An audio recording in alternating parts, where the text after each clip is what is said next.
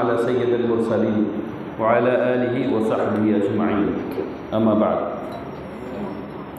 محترم حاضرین، السلام علیکم ورحمۃ اللہ وبرکاتہ۔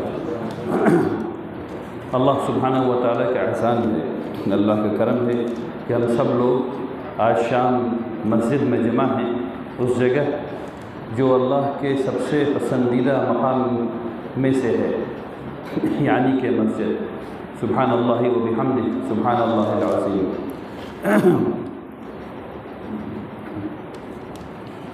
اللہ تبارک تعالیٰ کی حمد و ثنا کے بعد لوگوں کے پاس چند منٹ ہیں اور ہم لوگوں کو تھوڑی بات سمجھنی ہے اصلاح معاشرہ کے نقطہ نظر سے۔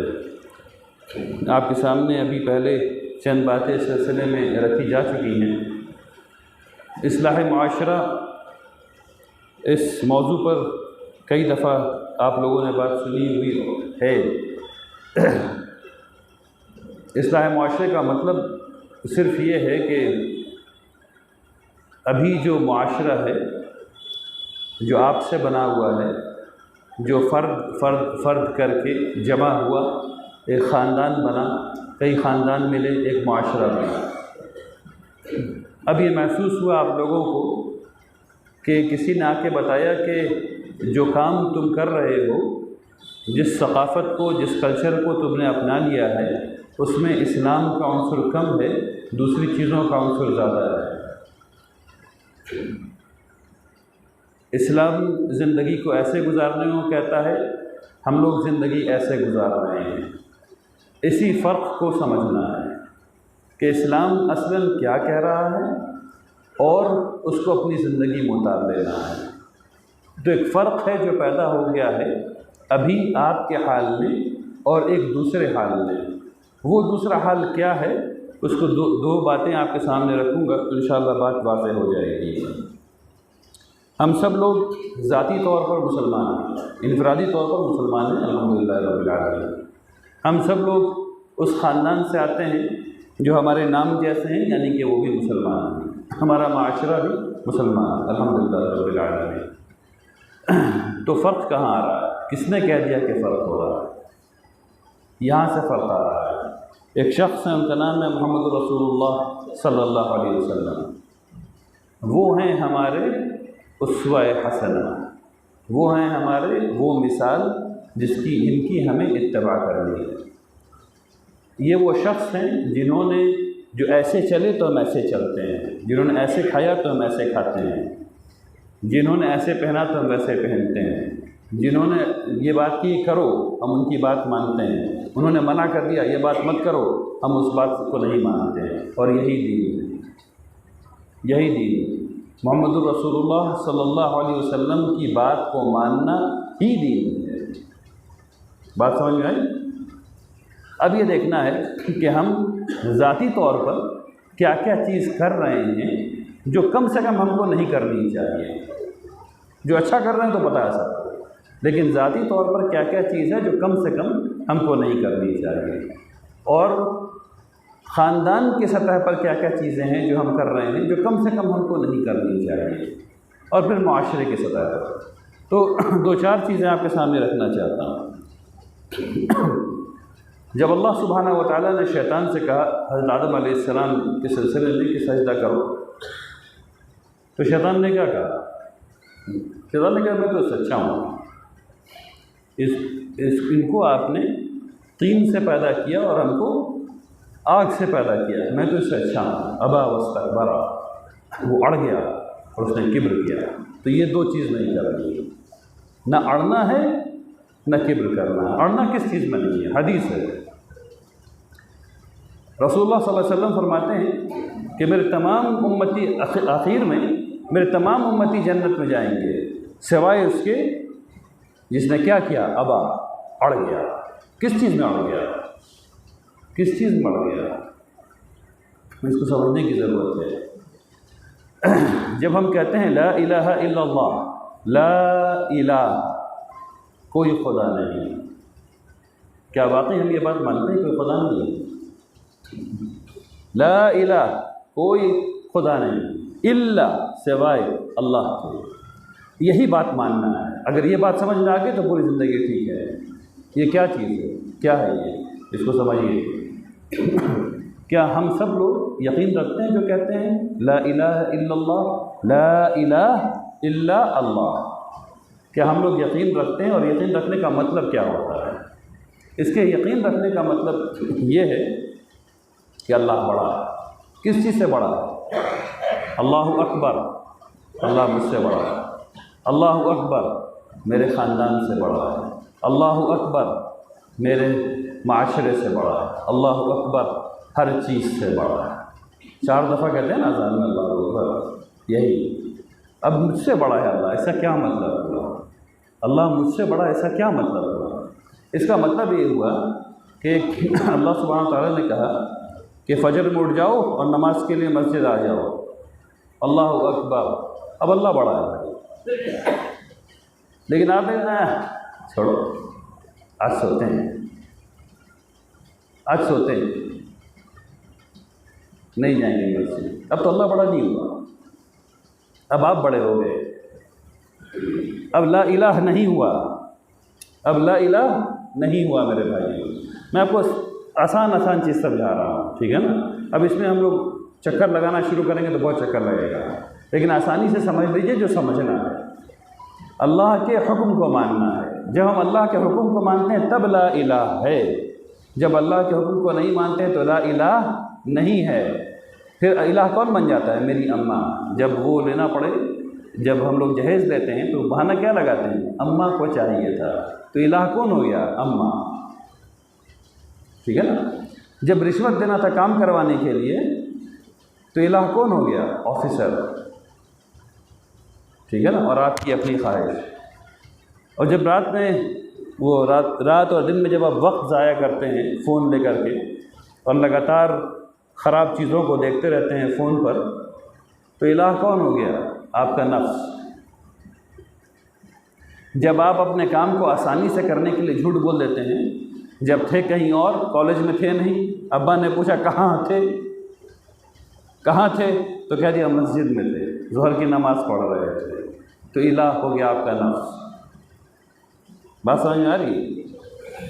رسول اللہ صلی اللہ علیہ وسلم نے کیا کہا؟ جو جھوٹ بولتا ہے وہ ہم میں سے نہیں ہے۔ سوچیے، 1 منٹ کے لیے رک جائیے، قدم کو روک لیجیے یہاں پہ، سوچیے کون بدبخت ہے ایسا جو رسول اللہ صلی اللہ علیہ وسلم میں سے نہیں ہونا چاہتا؟ مسلمانوں کی جماعت میں کون ایسا بدبخت ہوگا؟ لیکن ہم سب لوگ جھوٹ بولتے ہیں، سب لوگ جھوٹ بولتے ہیں۔ ایسا تو الہ کون ہوا؟ بس یہ بات ہے۔ اگر جو یہ بات سمجھ میں آ گئی تو اصلاح معاشرہ ہو گیا، معاشرے کی اصلاح ہو گئی۔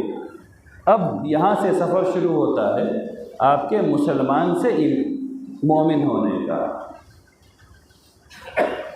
ہم سب لوگ مسلمان ہیں، کیا ہم سب لوگ مومن بھی ہیں؟ اس میں شبہ ہے، یہاں پر شبہ ہے، ٹھیک ہے نا؟ رسول اللہ صلی اللہ علیہ وسلم کے زمانے میں کچھ لوگ آئے باہر سے، وہ رسول اللہ صلی اللہ علیہ وسلم کے ہاتھ پر اسلام لائے۔ ہم لوگ کو وہ شرف حاصل نہیں ہوا ہے، ہاتھ پر ایمان لایا، اس کے بعد وہ کہا ہم مومن ہو گئے۔ تو کیا آیت اتری؟ نہیں، کہہ دو کہ مومن نہیں ہو، قولوا اسلمنا، کہو کہ ہم مسلمان ہوئے ہیں۔ اب اس کے بعد یہ سمجھ میں آئے گا، اللہ سمجھ میں آئے گا، رسول سمجھ میں آئے گا، کتاب سمجھ میں آئے گی، ملائکہ سمجھ میں آئیں گے، قدر سمجھ میں آئے گا۔ جب یہ سب چیز یہاں آ جائے گی اور ہمارے عمل سے ظاہر ہو جائے گی تب مومن ہو۔ تو اگر اللہ سمجھ میں آ گیا اور یہ سمجھ میں آ گیا کہ اللہ اکبر، تو وہاں سے بات زندگی بدل گئی ہے، وہاں سے زندگی بدل گئی۔ اب اس زندگی میں اطمینان ہی اطمینان ہے، اب اس زندگی میں سکون ہی سکون ہے، اب اس زندگی میں پتہ ہے کہ اللہ تبارک تعالیٰ کسی مومن کو اکیلا نہیں چھوڑتے۔ اب یہ پتہ ہے کہ اللہ تبارک تعالیٰ ہر مومن کے ساتھی ہیں۔ رسول اللہ صلی اللہ علیہ وسلم نے غار میں کیا کہا ابو بکر سے رضی اللہ تعالیٰ عنہ؟ ابو بکر تم کیا سمجھتے ہو ایسی حالت میں جب 2 میں تیسرا اللہ ہے، جب 2 لوگوں میں تیسرا اللہ ہے؟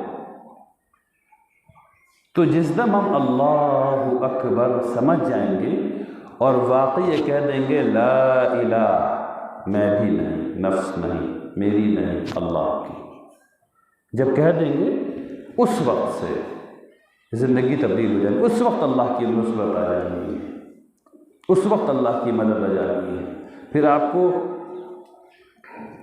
آفیسر کو گھوس نہیں دینا پڑے گا، پھر آپ کو اپنی اماں کی غلط بات نہیں ماننی پڑے گی، اپنے ابو کا طعنہ نہیں سننا پڑے گا، یہ ساری چیزیں آپ کے لیے بے معنی ہو جائیں گی، زندگی بالکل صحیح ہو جانی ہے، کسی عصبیت کی ضرورت نہیں پڑنی ہے اس کے بعد۔ ابھی گاؤں میں وغیرہ میں ماحول میں ہم لوگ یہ دیکھتے ہیں کہ ایک دوسرے کے لیے ہم لوگوں نے مرتبہ بنا رکھا ہے، یہ بڑے ہیں، یہ چھوٹے ہیں، یہ کالے ہیں، یہ گورے ہیں، یہ اس ذات کے ہیں، وہ اس ذات کے ہیں، پتہ نہیں کیا کیا غلط بات ہم لوگ لے کر کے آ گئے ہیں۔ کیوں؟